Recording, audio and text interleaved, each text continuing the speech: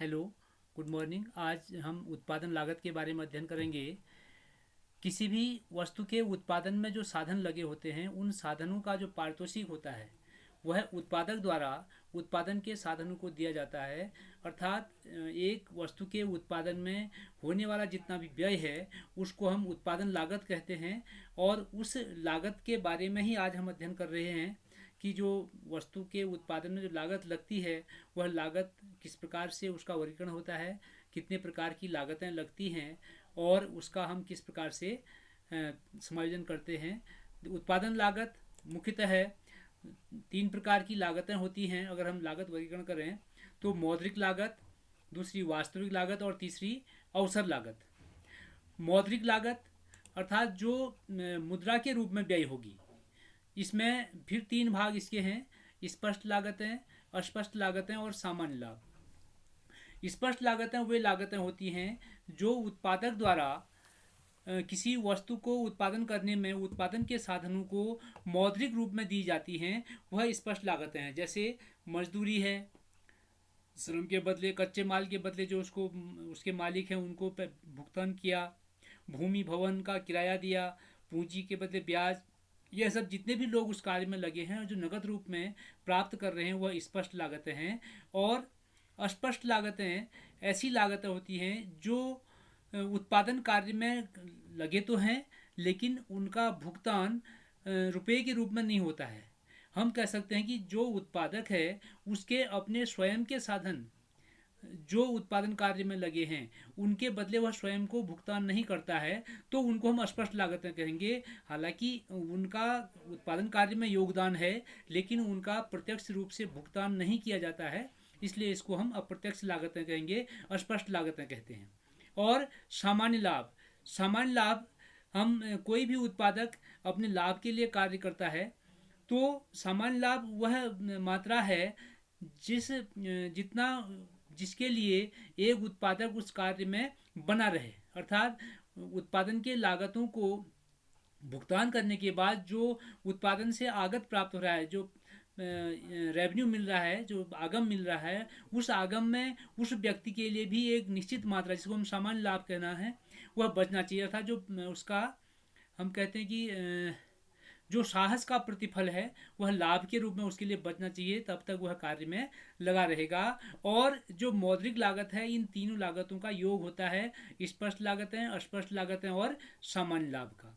स्पष्ट लागतें ऐसी लागतें जो उत्पादक द्वारा प्रत्यक्ष रूप से मुद्रा में भुगतान की जाती हैं उत्पादन के साधनों को। अस्पष्ट लागतें ऐसी लागतें जो उत्पादक के स्वयं के साधन होते हैं, वह प्रत्यक्ष रूप से उनका भुगतान नहीं करता है। सामान्य लाभ वह है जो उत्पादक को उस उत्पादन कार्य में लगे रहने के लिए न्यूनतम की अपेक्षा करता है, वह सामान्य लाभ है। अब दूसरा इसका पार्ट है वास्तविक लागत। अब वास्तविक लागत को हम जो समाज को कष्ट होता है, हमने कहा कि एक मजदूर एक दिन की मजदूरी ले रहा है, भले वह बहुत ठंडे बर्फ में काम करे तब भी उसको 500 रुपये मजदूरी मिल रही है, या गर्मी लू में काम करे तब भी 500 रुपये मजदूरी मिल रही है, या सामान्य दिन में काम करे तब भी उसको 500 रुपया ही मजदूरी मिल रही है, जबकि उसका कष्ट हर समय अलग अलग है लेकिन उसका जो मौद्रिक मूल्य उसको मिल रहा है वह नगद रूप में 500 मिल रहा है। तो यह जो अतिरिक्त कष्ट होता है, जैसे हम कहें पूंजी को बचत करने में, हम बचत पैसा करते हैं, जमा करते हैं, तो उसमें भी जो कष्ट होता है वह भी एक प्रकार के सामाजिक लागत है। अर्थात किसी उत्पादन प्रक्रिया में समाज को होने वाले कष्ट एवं त्याग को वास्तविक लागत कहते हैं। तो वास्तविक लागत हो गया। अब है अवसर लागत। अवसर लागत हम पहले भी पढ़ चुके हैं। किसी वस्तु की अवसर लागत वह सर्वश्रेष्ठ विकल्प है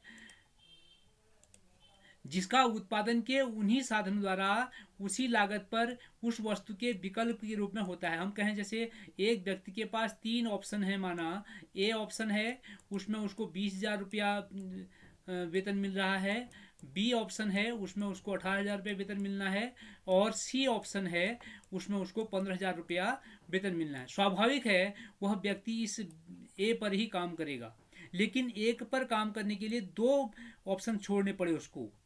तो यह दो ऑप्शन में जो श्रेष्ठ ऑप्शन होगा अर्थात 18,000, तो ए पर काम करने का जो अवसर लागत है वह बी को जो त्याग करने की लागत है, अर्थात 18,000 रुपया ए की अवसर लागत होगी।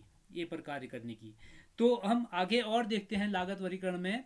तो मौद्रिक लागतें हो गई, स्पष्ट लागतें, धन अस्पष्ट लागतें, धन सामान्य लाभ, वह सब मौद्रिक लागतों में आते हैं। बाकी यह मौद्रिक लागतें नहीं है। अवसर लागत मौद्रिक लागत में नहीं आती है। और जो वास्तविक लागत है वह भी अर्थव्यवस्था में या अर्थशास्त्र में उसका हम अध्ययन नहीं कर पाते हैं, क्योंकि किसी के कष्ट का एक हम आकलन नहीं कर पाते हैं। अब उत्पादन लागतों को हम दूसरे प्रकार से भी वर्गीकृत करते हैं। जैसे इसमें होगा आपका जो अल्पकालीन लागतें और दीर्घकालीन लागतें। अल्पकालीन, जैसे हमारे अल्पकालीन साधन होते हैं, उन साधनों की लागतें जो हो रही हैं अल्पकालीन लागतें हैं। जैसे इसमें फिर इसके भाग अल्पकालीन लागत के स्थिर लागत, परिवर्ती लागत। हमने पढ़ा था कि अल्पकाल में कुछ साधन स्थिर होते हैं, कुछ परिवर्ती होते हैं। उसी प्रकार से उन साधनों पर किया गया व्यय भी स्थिर लागत और परिवर्ती लागत होगा। और दीर्घकालीन लागतें केवल परिवर्तनशील लागतें ही होती हैं। अल्पकाल में जैसे साधन स्थिर और परिवर्तनशील होते हैं, उसी प्रकार से उनकी लागतें भी स्थिर और परिवर्तनशील होंगी। और दीर्घकाल में केवल परिवर्तनशील लागतें परिवर्तनशील साधन होते हैं, इसलिए वहाँ लागतें भी परिवर्तनशील ही होंगी। तो कुल लागत का योग हो जाएगा अल्पकालीन लागत धन दीर्घकालीन लागतें। अब अल्पकालीन लागतों को हम फिर आगे बांटते हैं इस प्रकार से। कुल साधन जो हैं वह स्थिर साधन है या परिवर्तनशील साधन है। जो हमारे पास साधन है उत्पादन के, कुछ स्थिर साधन है, कुछ परिवर्तित साधन है। स्थिर साधन हमने देखा था जो साधन उत्पादन कार्य को शुरू करने से पहले लगते हैं। जैसे हमने कहा किसी को फैक्ट्री खोलनी है तो उसके लिए उसने पहले भूमि भवन की व्यवस्था करनी होगी, मशीनों की व्यवस्था करनी होगी, चौकीदार, जो भी चीज़ें उसको काम करने से पहले जो इंफ्रास्ट्रक्चर शुरू करना है, तैयार करना है, वह सब जो उतना खर्चा होगा उस पर, जो साधन जितने खर्च हुए हैं उन साधनों पर जो व्यय होगा वह स्थिर लागत होगा।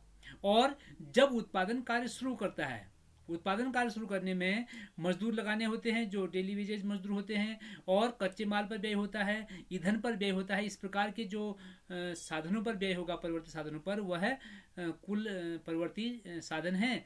तो अब उनके लागत भी इसी प्रकार से होंगे। देखिए स्थिर साधन में भूमि भवन मशीनें स्थायी कर्मी, और परिवर्तनशील साधन में मजदूर, कच्चा माल और ईंधन आदि, ये सब परिवर्तनशील साधन हैं। और स्थिर साधनों में भूमि भवन और मशीनें हैं। अब इसके बाद आगे फिर जो स्थिर साधनों की लागतें होंगी वह स्थिर लागतें होंगी, अर्थात जो स्थिर साधनों पर व्यय किया गया है वह स्थिर लागत है, और जो परिवर्तित साधनों पर व्यय किया गया है वह परिवर्तनशील लागत है। और इनका योग कुल लागतें हैं, अर्थात स्थिर लागतें और परिवर्तनशील लागतें, इनको योग करेंगे तो कुल लागतें आएगा। तो इस प्रकार से जो कुल लागत है वह स्थिर लागत और परिवर्ती लागतों का योग होता है। पुनः हम एक बार फिर से आगे बढ़ते हैं। जो हमारे पास किसी वस्तु के उत्पादन में जितना व्यय हो रहा है उस व्यय को हम उत्पादन लागत कहते हैं। उत्पादन लागत को हमने 3 भागों में वर्गीकृत किया था: मौद्रिक लागत, वास्तविक लागत, अवसर लागत। और उसके बाद मौद्रिक लागत के फिर 3 पार्ट थे: स्पष्ट लागतें जो प्रत्यक्ष रूप से व्यय हो रहा है, अस्पष्ट लागतें जो उत्पादक के अपने साधन हैं उनका वह प्रत्यक्ष रूप से भुगतान नहीं करता है किसी को, और सामान्य लाभ किसी उत्पादक को उस कार्य में बनाए रखने के लिए जो उसके इनकम जो होती है, या हम कहें कि जो उसका साहस का प्रतिफल है, वह सामान्य लाभ है। और वास्तविक लागत में जितने भी समाज को कष्ट झेलने पड़ रहे हैं उस कार्य को करने के लिए, उस उत्पादन कार्य करने के लिए, वह उत्पादन लागत है।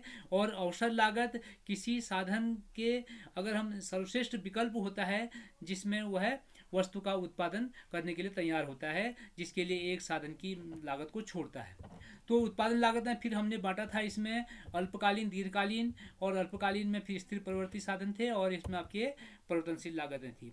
अब हम आगे पढ़ेंगे इसी में और कि जो लागतें हैं, जैसे कुल उत्पादन, औसत उत्पादन और सीमांत उत्पादन हमने पढ़ा था, उसी प्रकार से हम आगे पढ़ेंगे कि कुल लागत क्या है, औसत लागत क्या है और सीमांत लागत क्या है, उनके वक्र हम कैसे खींचेंगे, उनके आपस में संबंध किस प्रकार से होता है। जो अगला जो हमारा मॉड्यूल होगा वह कुल लागत, औसत लागत और सीमांत लागत पर होगा। उनके वक्रों को खींचने की हम प्रक्रिया उसमें देखेंगे। तो आज के लिए इतना ही। इस सारे इसको वीडियो को देखने के बाद आप पुनः इसको रिवीजन करें, 2-3 बार देखें तो समझ में आ जाएगा। कहीं पर कोई समस्या होती है तो उसके लिए आप कॉल कर सकते हैं। तो आज के लिए